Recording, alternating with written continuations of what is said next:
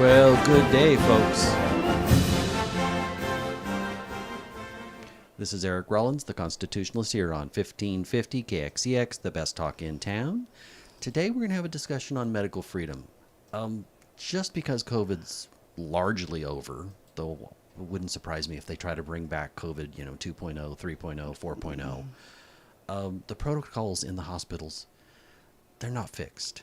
And we're still doing some things that are absolutely, at best, ridiculous. At worst, could finish somebody. Could result in death. Resdinomir still rules the day. They still get paid extra money for using it. Once you are signed into the hospital, you better hope you have a good advocate. If you don't, essentially the hospital owns you.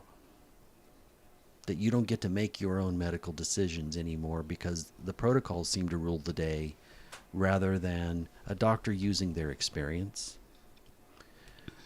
their knowledge, their research. And it's a little better than it was, but it's not fixed. I am joined today by two women that absolutely were in this battle. They have what I believe compelling stories, and I look forward to this conversation. Welcome. It's Bonnie Bogges. Mm-hmm. Correct. And Dawn Wells. Hi. So it's a big deal to go from just I went through this to I'm willing to talk to the world about it. That's true. Yes. So what compelled you to step up and actually talk about this? Because I don't want anyone to ever have to go through what I went through. Okay. And we don't want anyone to go through what our dad went through either. So you had two different events in the same family. And my mom died a week after I got out of the 2 weeks after I got out of the hospital from COVID. So yeah. Wow. So it touched our family pretty strong. Well, Yep. That's pretty heartbreaking. Yeah. Who wants to go first telling your story? So Bonnie has the most compelling story, so she gets to go first. Okay, well, I ended up with COVID, and I didn't want to go to the hospital because I knew already of all the nightmare stories that I'd heard, but I couldn't breathe, and I was running out of oxygen very quickly. So my honey took me to St. Agnes, if I can. So that's a local hospital here in Fresno, California. Yes, and so he took me there. I had 105 temperature. They took me in. They did their whole checking you out, making sure what you have or whatever. And I had 105 temperature. They said I had COVID. So then they stuck me back outside in a wheelchair in 105 degrees weather for another hour. Well, I had 105 degree temperature.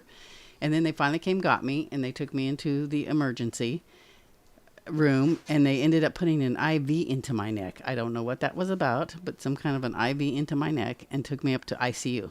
I have never heard of an IV going in there in normal circumstances. And the weird thing is the guy, I was in a private ICU, and there was a male nurse, and he told me, he said, "We forgot to get you off this medicine within 24 hours because it's very deadly." He didn't say what it was. And then I remember, I know this is silly, but I remember saying I had to go to the bathroom. That was the last thing I remember saying before I woke up. And then I woke up and I was like, I didn't even find out till, a couple of weeks after the hospital? Right after she was hospitalized, she found out she coded and was resuscitated and brought back to life after that. Paddled, yeah. So they didn't even tell your husband? They didn't tell anybody. They didn't even tell me. I didn't even know my doctor told me because I was on oxygen, and I went for a doctor's appointment, and he's like, I said, I'm trying to wean myself off the oxygen. He said, no, don't do that. Don't do that. Not that quick. He said, because you paddled, they paddled you, you died. And I go, what? I go, they didn't tell me that. They never said that. They never said that to anybody. And that was August of 21. Wow. Yeah. So that was right in the heart of all of this mess. Right in the middle of it all. Absolutely. Back where they got paid for every step of COVID. Yeah. Meaning you got a COVID test, they got paid. I have my hospital records here with me, and yeah, by the time it was all said and done, in 11 days, my hospital was over $99,000. In addition to that, though, that's your hospital bill. That's the hospital bill. The hospital also got paid a bonus money Right. for the fact that you were a COVID patient. That first you tested, there's some money. Then they admitted you as a COVID patient. There's some money. Then they used the drug that they were paid off and get bonus money for using remdesivir. Mm-hmm. If you had been were you put on a breathing machine then? The one thing that I did, I was aware enough that me and my honey had told him. We said, "You will not put me on a breathing machine. No ventilators. No ventilators at all." I refused. I said, "I will die first before you put me on a ventilator." I refused I refused to let them do that to me. So well, you're lucky they listened, because they have a record of not listening. I know. Well, I had a lot of people. I had sisters and people calling the hospital and people that were real aware of what was going on. And she was conscious most of the time. And I was conscious most of the time, except for when I paddled. So, yeah, and feisty. I am very feisty, and I really do believe between God and my feistiness, I think that's why I'm still here. That's and that's one of the reasons I tell my story, is I feel like I was kept alive to tell my story, to help other people. I don't ever want to see anybody ever go through what I went through. She was treated very badly by the staff there at the hospital. They left her in her feces for Hours. long periods of time. Yeah. And so there was a lot of advocating going on. They wouldn't feed her. I literally had to call the kitchen myself and keep begging them to bring me food, because they were not bringing me food. Plus, I was having food sent in, and they were dumping out my drinks and throwing away my food, because they said you could have outside food, but then they no, this isn't good for you, or whatever their excuse was, and they throw it away. And so, yeah, they tried to starve me on top of everything else. Yeah, it was very sad. It was just, and then I would say, I'd be in my own feces, and I would be telling them, I need to be cleaned up. I need to be cleaned up. Well, we're busy. I was literally in a room with a wall that was like glass, so I could see everything that was going on. And the nurses would be out in the hall, just standing there laughing and talking, doing absolutely nothing, but yet telling me that they were busy. And my sister would even stay on the phone until, she'd say, well, we're going to send somebody in. We're going to send somebody in. An hour later, she'd call him back, and she said, I'm still on the phone, and you're still not there. You know what I mean? It was just. So you luckily had your cell phone and your senses. Yes, thank God. Yeah. Well, they kept trying to hide my cell phone, but I kept getting it. I kept trying to get up, too, and they were getting mad because I would literally crawl out of the bed and try to walk, because they had given me so much stuff that my feet were like rounded because they were so bloated. It was really sad. But they just kept scooting. Like I would try to get to the little potty chair or whatever they got, and they'd scoot it farther back and scoot it farther back. And it's like they did. And then one night my oxygen was low. And so they told me, they came in, and I was like, I said, I'm having a little bit of trouble breathing. And they go, well, the oxygen's as high as it is. And that's when they almost tried to put me on this real forced air. Mm-hmm. And I could feel myself blowing up. And I couldn't figure out why I was blowing up. And I finally just told her, I'm taking it off. She goes, the only thing to do is put the cannula back on you and put it on the highest, 5 or whatever. I go, that's fine with me. I was fine breathing that way. Come to find out, they never reconnected my finger that tells you what your oxygen is. That's why my oxygen was low or to none, was because they didn't do their job. Wow. So, it was just like one thing after another. It was just like torture. A lot of medical error. A lot. For sure. Well, that's just terrifying. I think that a lot of people, when they go in, if they're really sick, if somebody's not there to advocate for them, like you said, you're feisty, and you spoke up, and you had connection with the outside world. If somebody wasn't feeling good, all of those things might not have happened. You're right. Absolutely. Now, was any family allowed to go in with you? Nope. My honey that took me, actually, he had already had COVID, and he snuck into the emergency room, and he was in the emergency room until they took me up to ICU, and then they made him go out, and I never saw him again. So I never saw any of my family. Nobody. If I didn't have my cell phone, I don't know what I would have done. I would have gone crazy. So, and I still don't get the whole protocol thing, because when you're in that room, they actually have a fan that blows out the COVID into the air outside of the hospital. So why are you in this room supposedly isolated, but yet they're putting that back out into the air, into the... There's some chance that they might have those, it's a light that kills most stuff before it blows out. I don't know. It didn't look like it to me. It would look like a fan that was blowing it out. I've been in St. Agnes a total of twice, and only in one of the outside buildings. Luckily, I've not had a reason to ever step in. Well, and the sunlight kills COVID. So Yeah. if it goes out into the sunlight, it's dead. So, Well, it's amazing how everyday people have figured out a bunch of these things about COVID, and yet the medical community that's about the science, I mean, paid for, doesn't seem to understand. Like, sunlight kills it. They said, stay inside. Right. right. Don't go to the beach. Don't go to the beach. Yeah. And if you do, we're going to arrest you. Yeah. Exactly. Thanks, Don't go Newsom. to the gym. Don't go to church where you might get rid of some of your stress, Right. regardless of whether you actually believe. I'm a believer, but whether you believed or not, don't go to church. Yeah, my church was closed down. Couldn't go to church. Well, more and more churches have had enough. So Yeah. I recently went to something with Jack Hibbs at Cornerstone Church here in Fresno, and it wasn't as much preaching. It was about politics are part of everyday life, that your biblical values and what you learn in church, it doesn't stop at the church door. It should extend outside. Exactly. Yeah. So I see medical freedom and religious freedom in a lot of ways. They're hand in hand. Absolutely. They support each other. Right. Yeah. I have to agree. So after my sister got out of the hospital, I stayed with her. I was her caregiver for in-home care. So I took a family leave from my work so that I could help her as she was recovering. She had to stay on oxygen for a long time, and it was a rough road. Very. Yeah, but she was able to survive it, and then we were able to wean her off the oxygen a little at a time, and then we went on a trip to Idaho, where the elevation is much higher, acclimated to that elevation, and then when she got back from there, she didn't have to be on oxygen at all, really. Yeah, just every now and then, yeah. Well, that part's a blessing. Yeah. Yeah. And thankfully, she survived that experience. So when our dad got COVID in November of 2023, we were a little bit more aware of what to do and what not to do, right? Absolutely. I Well- called the hospital. I told him absolutely. I called him when we found out he was in there and asked him what was wrong. They said he had COVID, and I said, "You're not giving him remdesivir, right?" And they said, "Well, we've given him one dose." I said, "Don't give him any more. Do not give him any more." And so they never did give him any more. Thank God. That probably saved his life because he's 88. Yep.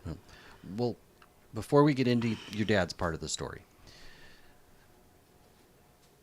you have to give somebody kind of power for medical decisions. Right. Everybody needs to do this. You need to have a backup person because when you're in there, you're not at your best. So you need an advocate and somebody that understands and won't just roll over and go, well, the doctor and the nurses said. Correct. Because in today's world, I don't believe that while most of them have good intentions, their hands are tied by protocols. You already told the story of, wow, one of the nurses told you you were on a medicine that's not good for you and you need to be off of it right away. Right. Absolutely. There are a few good nurses and doctors that will be honest with you. You know what I mean? But I think he told me that not for the whole world to hear because he kind of, was low key about telling me, you know what I mean? So, I mean, I have to, there were some great nurses, there were some great doctors, but overall they were following protocol, and I had to refuse. My stomach they were shooting me with I don't know what it was, to thin my blood or whatever in my stomach. My stomach was one big bruise. I finally told them no more, and they said, "You sure you don't want it?" I said, "Don't I have that right?" And she said, "Yeah, you can refuse anything you want." And I said, "Well, I'm refusing it." So I started slowly refusing medication. That's when they finally said, "We're going to let her out of here," because I really felt like they were trying to do me in. They just kept trying to introduce new medicines and new everything, you know what I mean, and trying to starve me and just different stuff. And I was just too ornery. They just didn't want me there. Honestly, they just I heard them discussing it. They're like, "We just need to let her go. If she dies at home, that's fine, but we can't deal with her anymore." I mean, I was just too stubborn. Well, Western medicine always seems to have the solution is either a surgery or a different drug. or another drug or another drug or another drug. And I don't believe that's always the case. And amazingly, they always seem to choose drugs, during COVID at least, that they make a lot of money on. Right. Absolutely. And they get kickbacks. Yeah, nobody prescribes you an aspirin. Well, if they do, it's $200. Yeah, pretty much. Well, just the first dose of remdesivir was over $6,000, which I think they double charged, and then every other one was over $3,000 for every dose of remdesivir. That's ridiculous. I mean, they were making some money off of that. It doesn't cost that to make it or whatever. So I was just blown away when I looked at my bill and all the different things that they charge for, all the different drugs and all the different, you know what I mean? And it was crazy. I hope you had insurance. Thank God I did. I am a widow of a military member, so I do have TRICARE. Thank goodness. It was really good. Out of that $99,000, I paid $116. So I was like, well, that's blessed. That part's a blessing. That was a blessing. Not that I ever wanted to do that, and I wouldn't want to do it again, and I wouldn't wish it upon anybody. Even my worst enemy. I mean, I would not ever want to see anybody have to go through that. And I was lucky that I had sisters that were educated on a lot of this, so they knew a lot of stuff already. So they would give me information. They were feeding it to me over the phone. Don't let them do this. Don't let, you know what I mean? This is what you need. Da da da da da. So I mean, I was really blessed in a lot of ways. That a lot of people, like you said, weren't, because they didn't know. They had no knowledge. Or simply they didn't feel good enough and they didn't have an advocate strong enough. Right. You really have to choose somebody very wise to be your person with the advance directive. A lot of people are just picking somebody who's close to them. And if that person doesn't have the right personality to fight back, that's not the right person. Or the knowledge. I think that's one of the most important things you've said today. That you have to pick the right person. They need to be wise and they need to be strong. Yeah. And they need to be willing to fight for your best interests. We have other relatives who, they just do whatever the doctor tells them. And if you had one of those relatives as the person with your advance directive, you would be dead. Absolutely. Well, that's a scary thought, but I've done enough of these types of interviews that you're dead on. It's a scary thought, and Right. Yet you're walking into the jungle, because rather than each doctor and each nurse looking at you as an individual, they're being forced. I guess equity's being forced upon you. The quality of results. And somebody's being paid off along the way. Because, for instance, your dose of Resdinamir and every dose, the hospital gets a kickback from the drug company, and it gets a kickback from the CARES Act. Absolutely. That's a ton of money. That's a ton of money. But everything's fine because Fauci said so. And we got to trust the science, right? Well, That wasn't science. But which science? the newer science is better. Is that it? Yeah, so the science of actually waiting to see what happens and how people survive and don't survive, that science tells you don't take remdesivir because Absolutely. it's pretty deadly, and at least half of the people who take it die.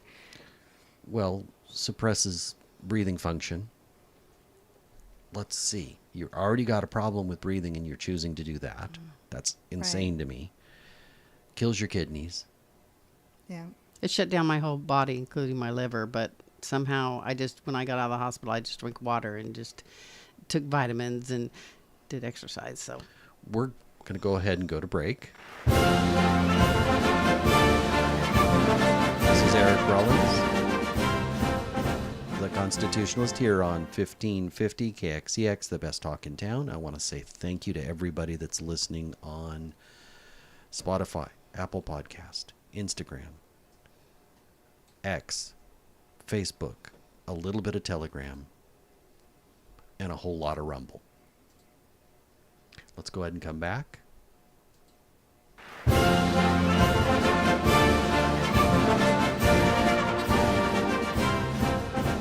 This is Eric Rollins, the Constitutionalist, here on 1550 KXEX, the best talk in town. I am joined by two warriors for medical freedom. And I got to tell you, since COVID, I've been impressed with the number of mama bears that have stepped up and went, okay, no more. I wish more men had stepped up. I'm not saying none have. I'm just saying I've been thoroughly impressed looking at multiple issues, whether it's medical freedom, whether it was the recall of Slick Willie Gavin Newsom, used car salesman that will tell you anything but then not be responsible for anything, Gavin Newsom. Whether it was EIP, election integrity, most of the election integrity people that I have met have been women. So thank you. That is a call for men to step up more. Well, you're welcome. And we both are involved in Moms for America, the local Central Valley Moms for America group, and trying to get the word out to other mama bears out there that And grandma bears. yeah, the grandma grizzlies, who want to make a difference. Yeah. Well, much appreciated. I've been to one of your meetings. Much appreciated. Good group. And I hope that more people. Do you want to announce on the radio when you have your meetings, or? Our meetings are the third Monday of every month at 6 p.m. and we have our meetings located at 406 West Shields in Fresno. Well, I need to make one of those, though. That's this Monday, isn't it? The 16th, yes. Yes. I have a Clovis City Council meeting I need to go to. Well, we're hoping to have Momsgiving again for Thanksgiving. So we'll probably have that coming up soon. That's a fun event where people just do potluck Thanksgiving together. That sounds like a lot of fun. Yep.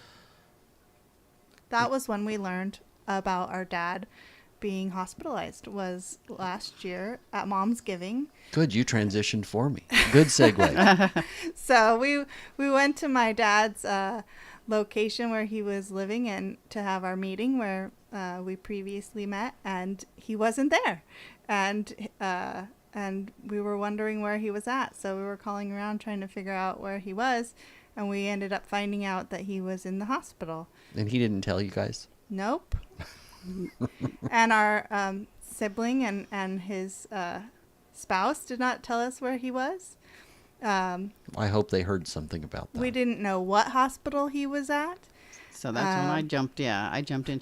Dawn called me and she said, somebody said he was taken to the hospital. And I said, okay, I'm on it. I The called neighbor. every The neighbor said he went to the hospital, and my sister jumped into action. Yeah, jumped into action, got on the phone, started calling around, finally found out where he was. And that's when I asked him about the remdesivir and said, don't give him any more. I said, we will be there tomorrow. So, yeah, it was like we were on it. And then we were there with him the whole time. And somebody was with him at all times. Actually let somebody stay there at all times with him because he was unruly, because he was kind of like out of his mind a little bit just because of all the stuff. And he was scared. He's older. Mm-hmm. And when we walked in there, were 3 nurses sitting on him? So we stormed the hospital the morning after Momsgiving, and my 2 older sisters went to the nurse's desk and distracted them. And I went straight into Dad's room, and they were giving him a bath. But I don't care. He's my dad. And so he was telling me, they're killing me. They're killing me. They're trying to kill me. You need to leave. They're going to kill you too. And he was strapped to the bed, all 4 appendages tied down, and he was fighting. He was fighting for his life. And they got to talk to the nurses and find out what the nurses had to say. But I got to talk to Dad. And from that moment on, we were not leaving him unattended, period. Well, he's a veteran and a highly opinionated man. I'd rather like him, but... So Dad has a history of working for the government. And so he has some special skills. Apparently he had assaulted someone when he went into the hospital. And then after he was strapped down, the person he assaulted would walk by him and hit him with a clipboard and tell him, "You're not so tough now, are you?" Yep. And so he talks about it. He fell, and he went to the hospital as an 80-something-year-old man, like that happens a lot. 80-year-olds go to the hospital when they fall down. He just had a UTI, so no big deal. He just wanted to be treated and released, checked out and released. Somebody talked him into going to the emergency room. He didn't really want to go. So, wait a minute. He didn't go because of COVID. Nope. He did not go. This is an important point because a lot of people don't go because of COVID, but they know that if they test for COVID, they get extra money. I don't think he ever had COVID, honestly. So they tested him for COVID, and, you know, it stays in your system a long time. It's basically the common cold virus. I mean, I don't know if they tested for a particular strain or not, but they said he tested positive. And so they disregarded his opinion of whether he should be admitted to the hospital or not because he's old. They just went ahead and admitted him and did whatever they wanted to him because he didn't have anybody there advocating for him. They picked him up at his house where he lived alone. They thought he didn't have any people. And they were surprised the next day when he had a whole army full of people. So, and we even had our sister from Salt Lake City fly in, and she was a HR person for a hospital system for a long, long time. So between the four of us, we were able to get him out of the hospital while fighting our own relatives who were trying to keep him in the hospital and have him discharged to my home where I took very good care of him. And put a lot of weight back on him. But we had to have home health come in. That was the only way they would allow him to return to a home setting. And we went ahead and said yes because we had to get him out of there. But it took us a couple of days, and it was actually Thanksgiving Day when he was released from the hospital. Well, I've been to your house, and the food is quite good, so I could see how you could put some weight on him. Yeah, he left my house a few months later to go live with his wife, and he's already lost 30 pounds. So he needs to come back and stay with me. So his wife, was she the medical person that he had put down? Yes. Yes, so she was trying to get him discharged to a skilled nursing facility, a rehab, and our other sibling was fighting against us to get him discharged to a higher level of care. But he didn't require a higher level of care. There's no reason for him to go to that level of care. So the doctor had supported our decision to take him home. Yeah, we were also sent an email from his wife when he was in the hospital. A text message. A text message. I actually have it on my phone somewhere. Anyway, that said that we were not supposed to know that he was in the hospital. We were not supposed to be there. She would appreciate it if we would all leave. He did not need us there, and he did not want us there. Well, meanwhile, he's telling us, "I want you here. Don't leave. Mm-hmm. I need you to protect me." Right. You know, so he was scared to death. It was a really awkward situation. It really put the doctors and the nurses in a bad situation. They even came in and they said, well, you know what, we've decided that we're going to let at least one of you stay at all times because he is much calmer when you guys are here. He's combative when you guys are not here. So that would made a big difference. That would played in our favor. So Did the hospital make you wear masks? they tried. Yes, they did. While we were in the room, we were supposed to have a mask on. Well, I've met both of you, and I'm sure you were obedient at all times. Oh, yes. We had it on when they were looking. And even me, I don't think he had COVID because I remember I have long COVID. Mm-hmm. And so I was in the room with him without my mask, talking to him, and he didn't show the signs of COVID at all. I didn't see any, and I wasn't afraid. If I was afraid, I would have been wearing a mask. And I was not afraid in any way, shape, or form. I really Well, didn't okay, seem to have unless any you- respiratory issues. If you didn't have your mask tested, and it wasn't at least an N95, No. I understand that the mask might have made you feel better, but that's all it would have done. That's exactly.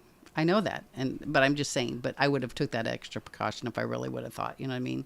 And they gave us those little cheapo masks just to put on. Yeah, it was The not little a cheap- special. Just Yeah, like it a wasn't- little virtue signaling Yes, mask. yes. Not in 95. No, nothing like that. Yeah, Nope. just the usual. Yeah. So they didn't. So they don't think he did because when I had COVID too, when they would come into the room, they would fully have to get in a whole, put masks and gowns and all that stuff on. They didn't ever do that with him. Yeah, and then the doctor would never shut the door properly when he was leaving. He would always not want to touch it, so he'd use his elbow or something, and then it'd pop right back open, and So it wasn't very secure. Yeah, it didn't seem like they were taking the precautions that they did when I was in the hospital. So that's what made me think too that he probably didn't have COVID. Well, it was a couple years later, so all of the hysteria and panic because the media, think of the death count that was on every news station every day, multiple times a day. Right. It was freaking people out. It was kind of like they created a mass psychosis through this human tragedy, and then they made it worse with their choices. Yeah. The doctor told us in the hospital at Clovis Community that elderly people like my dad, they don't do well in the hospital, and so he understood that we needed to get him out as fast as we could. Well, I don't imagine they can ever relax. I'm always tense when I'm in the hospital, and I've never been admitted but once. Yep. Yeah. I was in the emergency room once. I've been very blessed. We were thankful to have a doctor who understood, at least, that it would be better for him to go home. Well, that is a blessing. But if he hadn't been so ornery, that he might not have gone with that. He might have True. realized how stressed your dad was. So we are definitely advocates for orneriness. It Yes, we worked are. for my sister, and it worked for my dad. That's what saved our lives. I really do truly believe that. Do That and not God. behave. It's almost like do not comply. Right. Absolutely. Yeah. Well, when you're fighting for your life, you're going to do anything. And you know what I mean? I was lucky enough, like I said, I had people that knew the protocols, that were educated, and I was, thank God, able to get to the outside world through my phone. Yeah. At that point, my older sister, who was advising her, didn't know about remdesivir, didn't know to tell her not to take that. She knew about some things, but wasn't fully versed in some of the medications that they were giving her. And so she got some advice that was good and some advice that could have been better, but it was enough to for her to survive. Absolutely. And meanwhile, my older sister and I were down on the street with our signs, protesting the mandated COVID shots. And we were looking up knowing that she was in there somewhere. Yep. So if not everybody knows, there is a group dedicated, which I know you're part of. Yes. You have great big signs, and you go out in front of a few different hospitals here in the Fresno area. Fresno's in the middle of California. So for my out-of-state listeners, I do have some. And you're constantly trying to get people to be aware that when you go in the hospital, you need to be an advocate for yourself. You need to resist all the protocols, because it's like the idea that one size fits all. This is what we must do. Right. Rather than looking at you as a unique individual. For instance, not everybody reacts to caffeine the same way, and that's a really simple, super common drug. Right. Some people, it really hypes them up, and for a certain percentage of the population, they're a depressant. Caffeine is a depressant. Isn't that crazy? My son has ADHD, and they were having me when he was younger drink coffee to calm him down. Absolutely. Yep. Yep. You do what works with your body chemistry, and it's different for different people. Mm-hmm. And that idea got completely ignored. Yes. Yep.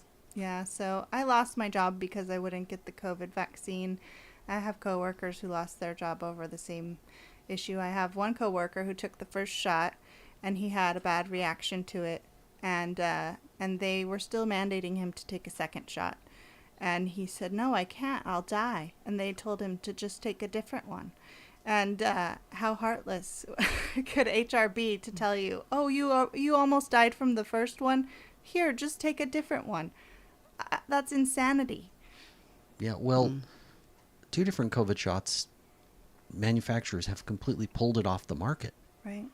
You can't get AstraZeneca, which wasn't used that much in the U.S., but it got completely pulled off the market because of problems, adverse reactions, heart conditions, particularly men and young and athletic. We still don't know the implications of what's happening with younger women that still have a period. We still don't know what it really did, because the studies are not there, though there's some initial signs that are very worrying about what the COVID shot has done to people that are pregnant. Right. Yeah. I mean, this isn't that simple. We took something untested.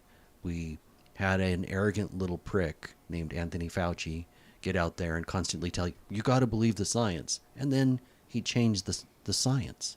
Like he was Mr. Science. The idea of science is you keep testing things. And Yes, you have a hypothesis. You asked a question, and then you don't manipulate the results. You just find out what they are. Mm-hmm. Or you decide that one drug that's super cheap is no good, but you can look right on the government websites and go, well, wait a minute. Because I did this early on. You got hydroxychloroquine, and then what is the other one? Ivermectin? Thank you. You can find ivermectin was perfectly acceptable to use for cancer. And both very affordable Uh-huh. products. But we had to shut down both of those because we didn't know. Well, you could have just run a trial. Doctors had to risk their license to try things. Yes. And there are some family members who have been able to like sneak in hydrochloroquine or ivermectin into the hospital and give it to loved ones while they're in there. I can't imagine somebody would do that. People do. Yeah. It happens. I've heard rumors. It Yeah. happens. It does happen. Also, ivermectin can be purchased in a cream form that you can just rub on someone's foot. You know, it doesn't have to be taken orally. It could be delivered by skin. I did not know that one. There's lots of ways to get those kind of things into the hospital or treat somebody at home. Well, treat somebody at home. I can't imagine it would happen in the hospital, but things happen. Things do Almost as if happen. people are aware that maybe they need to advocate for their own health. Yes.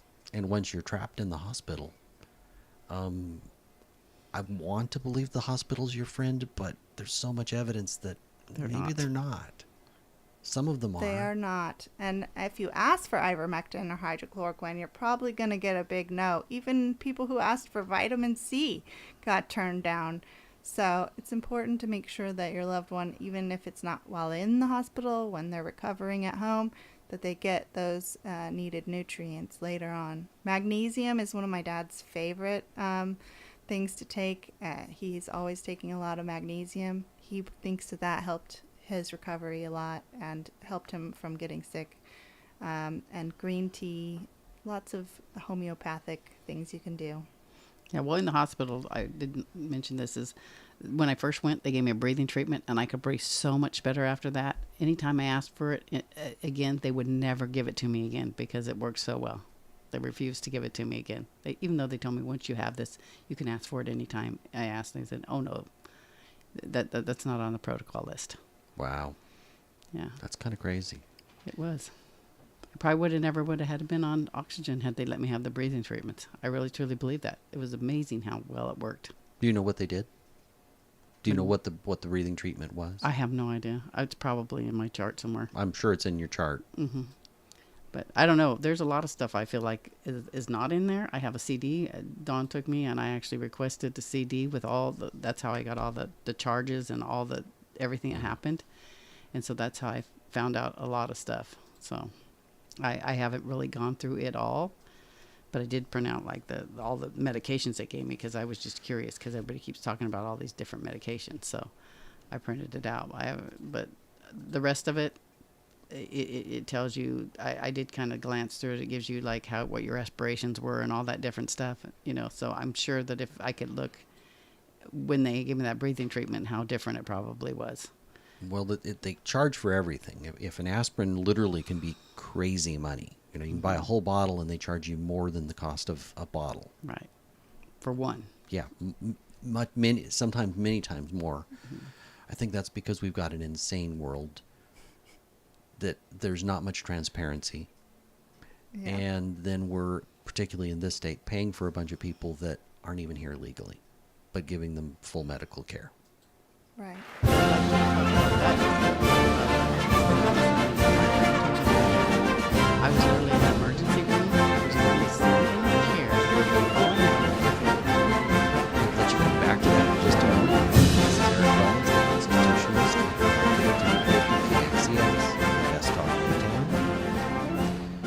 My final segment, I try to focus on hope and solutions. So if you can find ways to take this horrible situation and how are you turning it into a positive?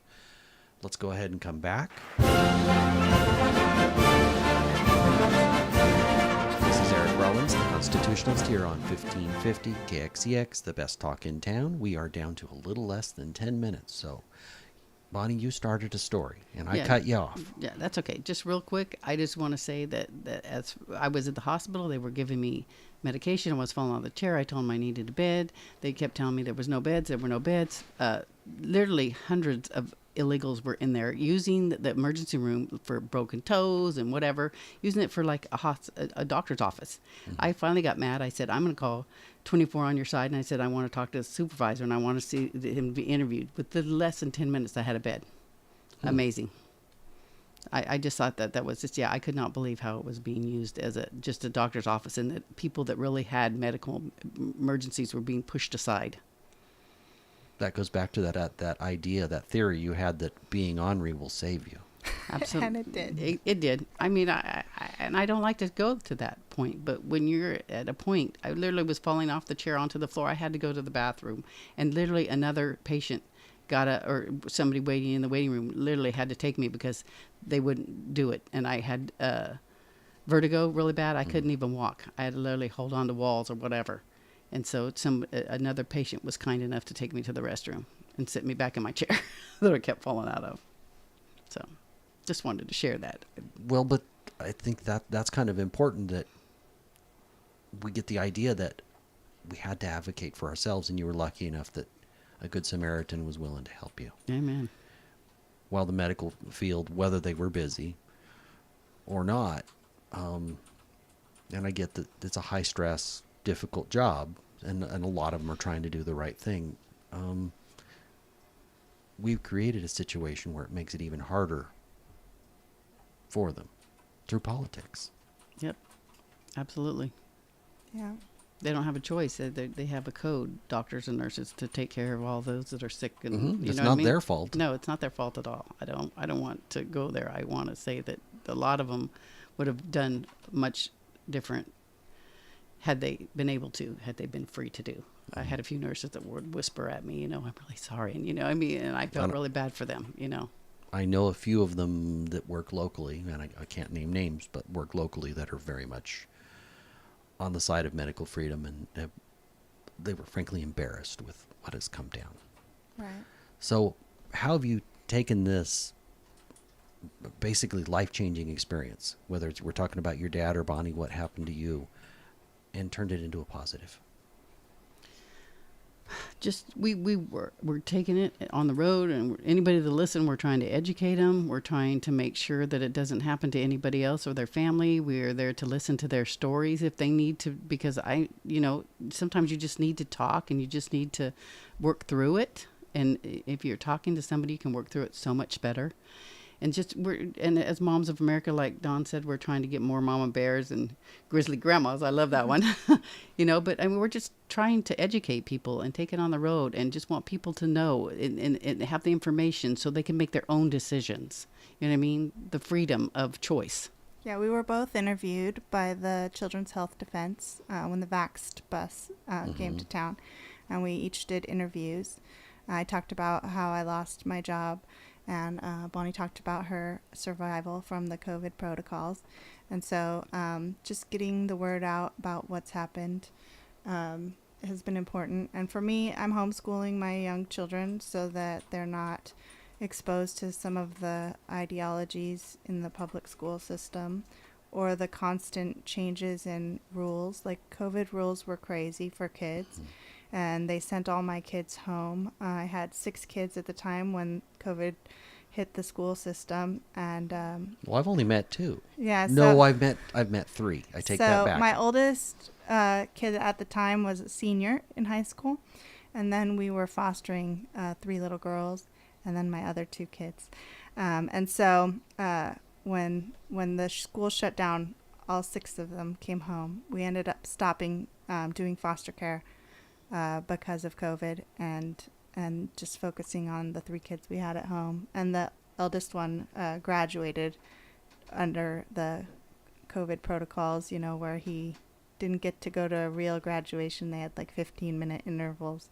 So it was an interesting season, and we're glad to be out of it, and we are determined to never allow it to return.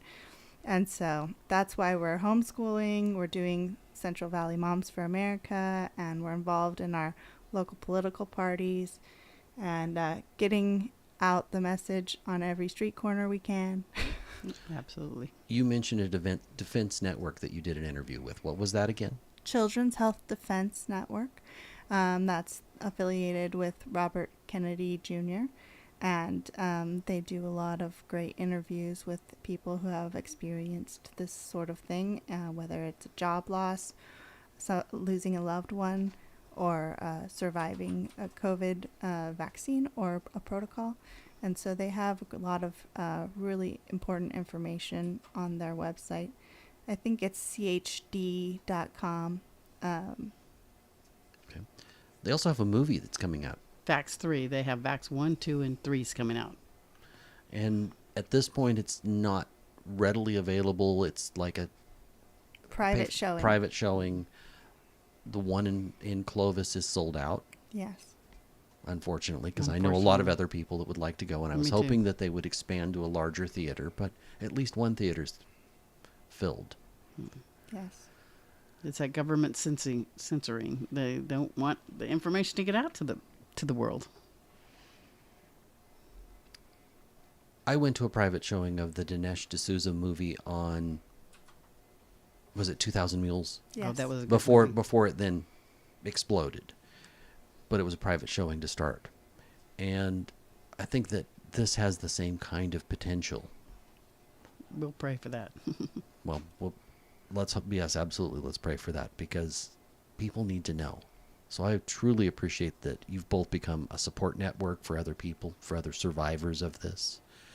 A lot of people won't have the courage necessarily to come on air, but would have the courage to have a conversation.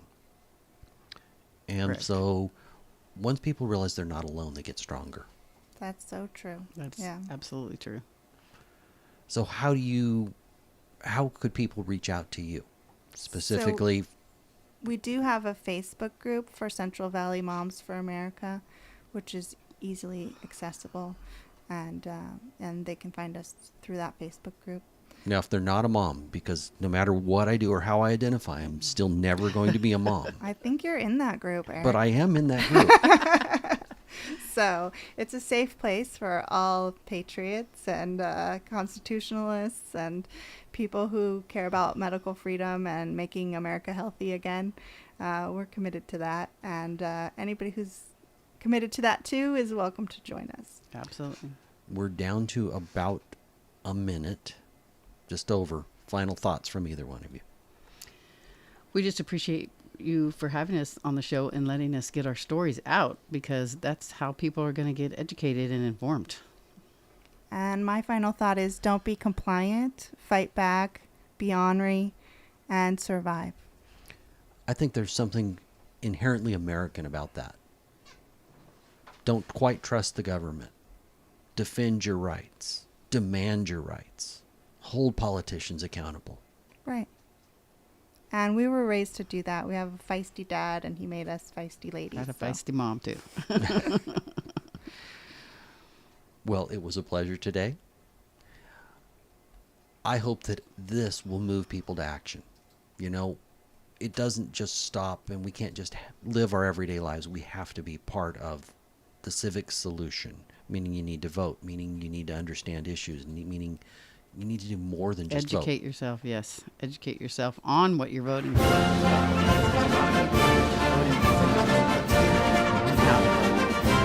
know some people who are educated.